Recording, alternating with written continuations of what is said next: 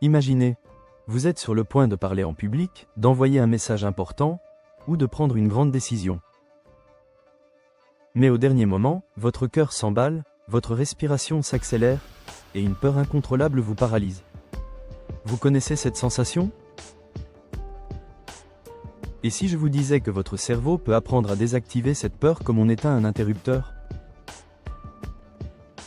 Aujourd'hui, nous allons plonger dans les neurosciences de la peur et des angoisses, pour comprendre pourquoi elles apparaissent, et surtout comment s'en libérer. Restez bien jusqu'à la fin, car je vais vous donner une technique surprenante utilisée en psychologie pour désamorcer les angoisses en seulement 60 secondes. Vous êtes sur Neurosublimity, la chaîne pour une meilleure qualité de vie. Alors, prêt à reprendre le contrôle ? Voyons tout d'abord comment se forme la peur dans le cerveau, c'est-à-dire d'où vient-elle ? Dans votre cerveau, il existe un petit centre de contrôle appelé l'amygdale. Son rôle ? Scanner votre environnement et détecter le moindre danger. Lorsqu'un risque est perçu, l'amygdale déclenche une alerte et envoie un signal à votre corps.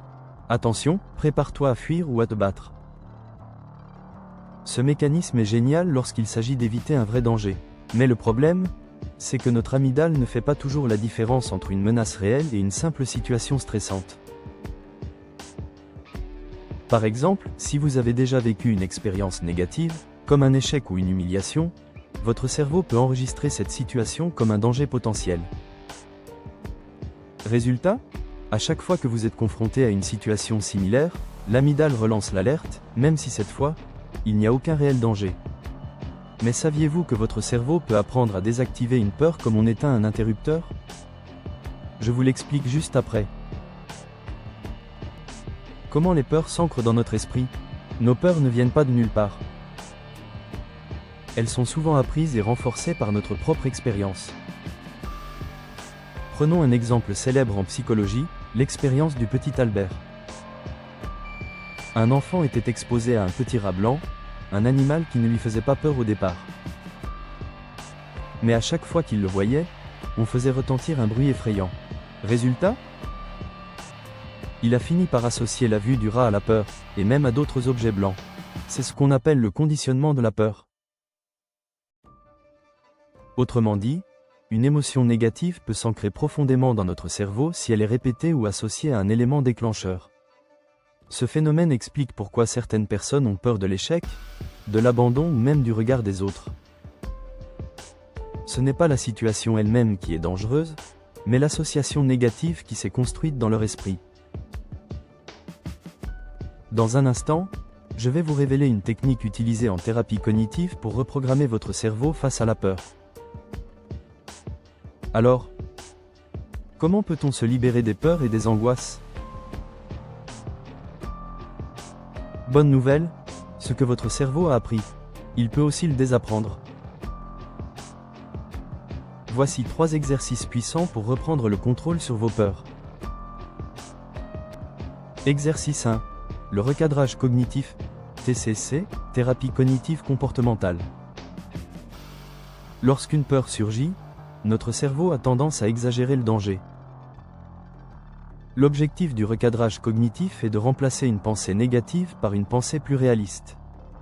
Exemple, pensée automatique, je vais échouer.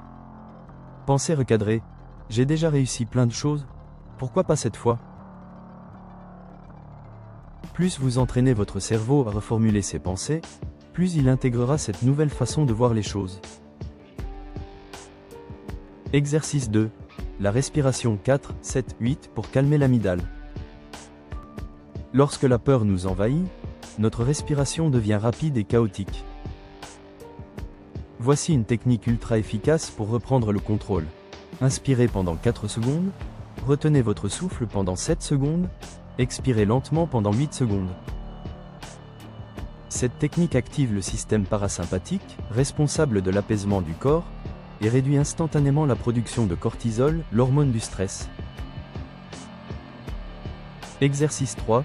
L'exposition progressive, technique utilisée en psychologie clinique.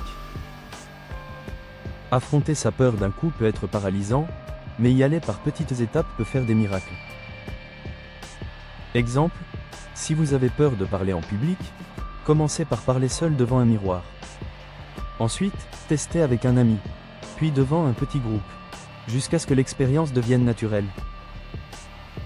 L'important, c'est d'habituer progressivement votre cerveau à voir la situation comme normale et non dangereuse. Et maintenant, voici la technique de 60 secondes promise au début de la vidéo. L'auto-ancrage positif, inspiré de la PNL, programmation neurolinguistique. Ce dernier exercice est utilisé par de nombreux thérapeutes et coachs en développement personnel. Il consiste à associer un geste précis à une émotion positive. Comment faire ? 1. Choisissez un geste simple, par exemple, serrer le poing. 2. Repensez à un moment où vous vous êtes senti fort et confiant, et souriez pour intensifier ce moment. 3. Au sommet de cette sensation positive, faites votre geste. 4. Répétez cet ancrage plusieurs fois. Ensuite, à chaque fois que vous sentirez la peur monter, faites ce geste, et votre cerveau réactivera automatiquement l'émotion positive associée. Maintenant que nous avons vu comment calmer et reprogrammer notre cerveau face à la peur, allons encore plus loin en transformant notre peur en une force alliée. Et oui, la peur n'est pas seulement un frein, elle est aussi un puissant moteur. Regardez les sportifs avant une grande compétition ou observez les artistes avant de monter sur scène. Vous pensez qu'ils n'ont pas peur ? Bien sûr que si. Mais la différence, c'est qu'ils transforment cette peur en énergie positive. Le secret, c'est de changer votre perception de la peur. Voici comment faire en 3 étapes. Étape 1. Remplacez peur par excitation. Votre corps réagit de la même manière face à la peur et à l'excitation. Battement de cœur rapide, respiration accélérée, montée d'adrénaline. Au lieu de dire « j'ai peur », dites « je suis excité, mon corps se prépare ». Les recherches en psychologie cognitive montrent que ce simple changement de langage modifie la perception de la situation et réduit l'anxiété. Étape 2. Posez-vous la question magique. La peur a souvent un message caché. Demandez-vous, et si cette peur essayait de me dire quelque chose ? Comment puis-je utiliser cette peur pour avancer ?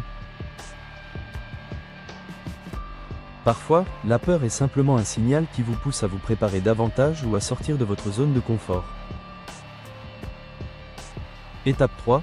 Utilisez l'adrénaline comme un booster. L'adrénaline générée par la peur est un carburant naturel qui augmente la concentration, l'énergie et la réactivité. Au lieu de lutter contre cette montée d'adrénaline, utilisez-la. Dites-vous, c'est l'énergie dont j'ai besoin pour être au meilleur de moi-même. Les grands orateurs, les athlètes et même les neuroscientifiques utilisent cette technique pour canaliser leur stress en puissance mentale. Alors, et si au lieu de fuir votre peur, vous l'utilisiez comme un tremplin vers votre succès ? Nous avons vu aujourd'hui que la peur n'est pas une fatalité, mais un mécanisme que nous pouvons reprogrammer.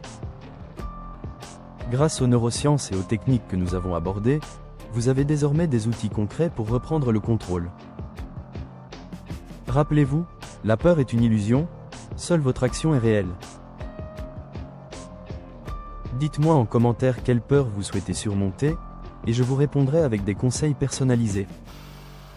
Et surtout, abonnez-vous à NeuroSublimity pour d'autres vidéos sur les neurosciences du bien-être.